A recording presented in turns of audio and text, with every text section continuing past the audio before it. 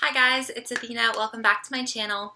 For today's video, I'm going to be doing like a my favorite books collection. It's a little bit outdated in terms of I haven't really read a lot of books in recent years, like in the past 3 years. I know in high school I didn't read as much as I did like growing up. Like my childhood, I read a lot of books. I've always loved books. But having said that, there have been a few that I've really loved. So jumping in, I wanted to start off with some favorite romance novels of mine.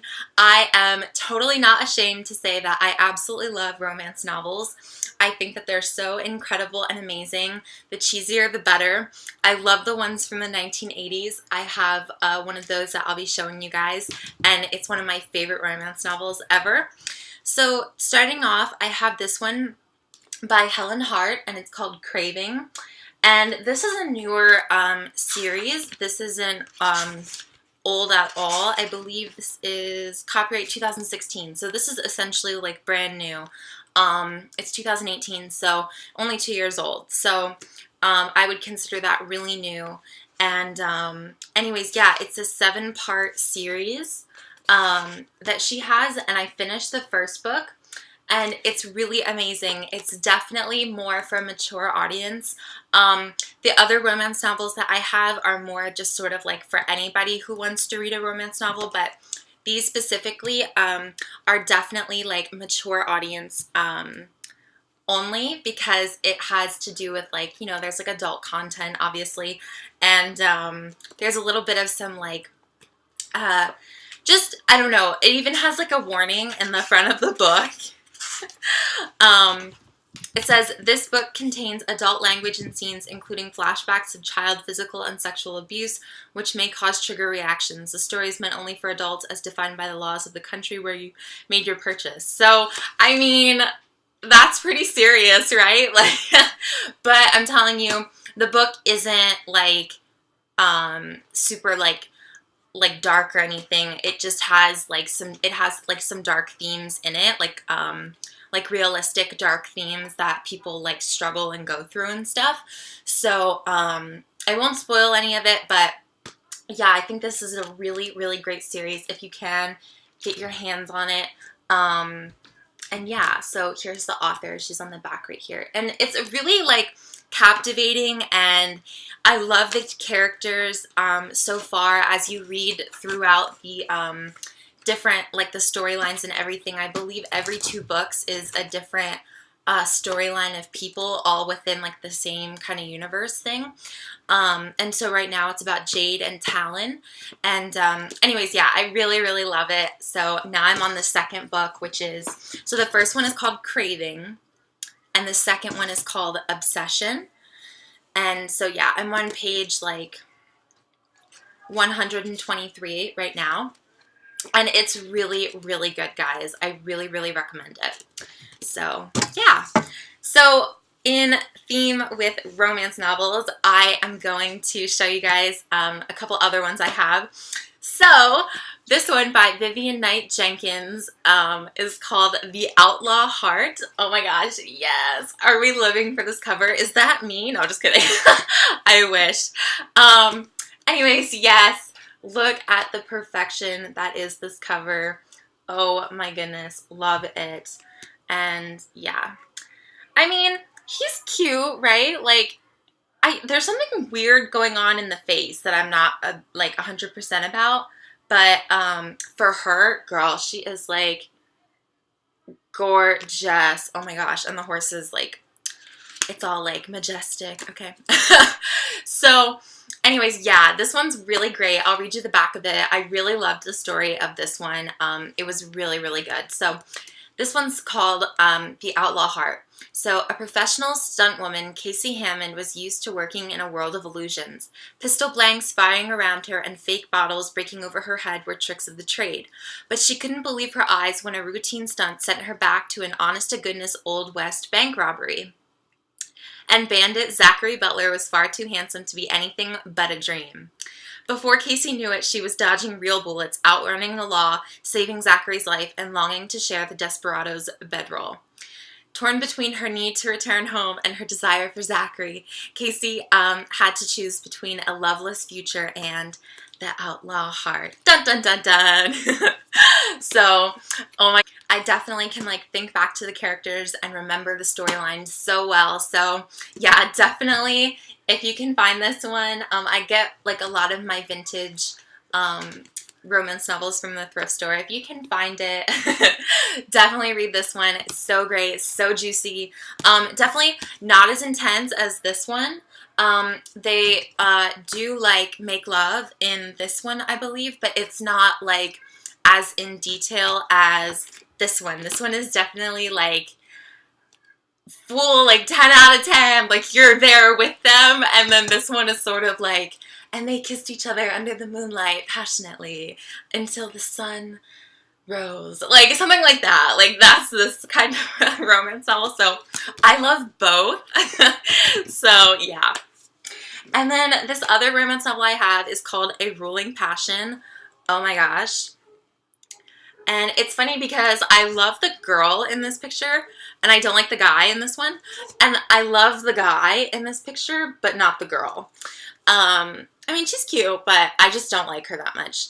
But just the picture of her. But I love her character. So yeah, this one's called A Ruling Passion, and it sucks because the front cover kind of like tore off because it's just older, and yeah. So I found this one at the thrift store too, and so I'll read the back for this one. So A Ruling Passion. Journalist Megan Fielding had to research corruption in the construction industry without letting people know what she was doing. And, like any good reporter, she had to keep her personal feelings out of it. That became impossible once she met Michael Hanley. He became her most necessary source of information, and much more as well. Her growing passion for Mike threatened to overwhelm her until the night he discovered her secret project and accused her of betrayal.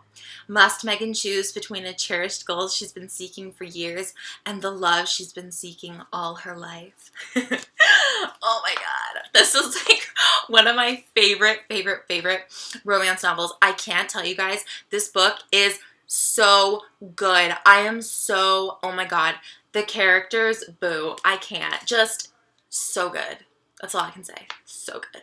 I even wrote to the author, and this book is like copyright like 1984 or something like that, and I wrote to the author for her, she has like a, yeah, First Silhouette Books printing March 1984.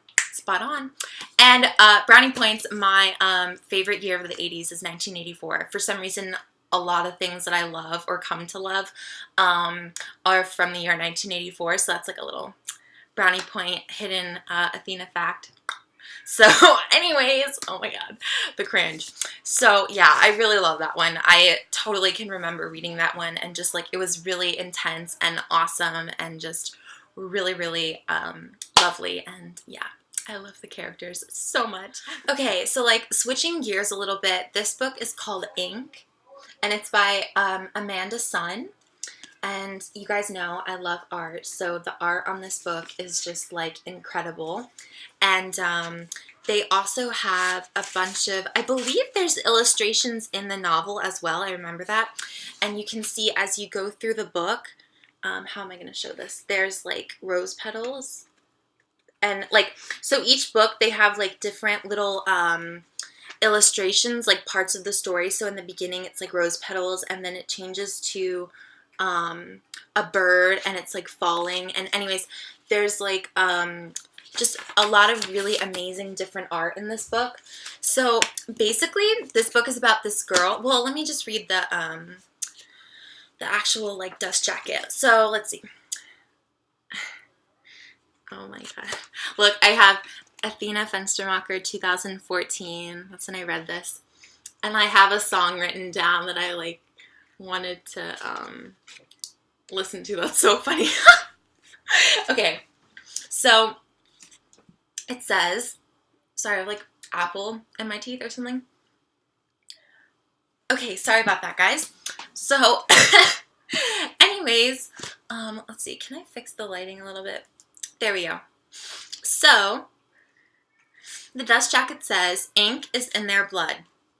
On the heels of a family tragedy, Katie Green must move halfway across the world. Stuck with her aunt in Shizuoka, Japan, Katie feels lost, alone. She doesn't know the language, she can barely hold a pair of chopsticks, and she can't seem to get the hang of taking her shoes off whenever she enters a building. When Katie meets aloof but gorgeous Tomohiro, the star of the school's kendo team, she is intrigued by him and a little scared. His tough attitude seems meant to keep her at a distance, and when they're near each other, strange things happen. Pens explode, ink drips from nowhere, and unless Katie is seeing things, drawings come to life. Somehow Tomo is connected to the kami, a powerful ancient beings who once ruled Japan, and as feelings develop between Katie and Tomo, things begin to spiral out of control. The wrong people are starting to ask questions, and if they discover the truth, no one will be safe. So yeah. Okay, so yeah, I remember reading this book and just being totally enchanted by it. I really loved the setting of this book.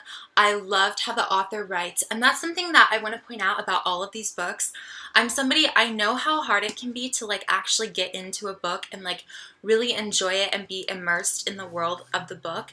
And I really think all of these authors do an amazing job at very quickly getting the reader like put into the world and feeling like, you know, it's just the best when you're reading a book and you forget that you're like, there's this other world around you, and then you just fall into the like world of the book. Like you literally are taken there and your whole surroundings are transformed and you're just plopped right into the middle of this. So I think all of the authors do. Oops. So I have a trilogy for you guys, and to be specific, it's called the Chemical Garden Trilogy.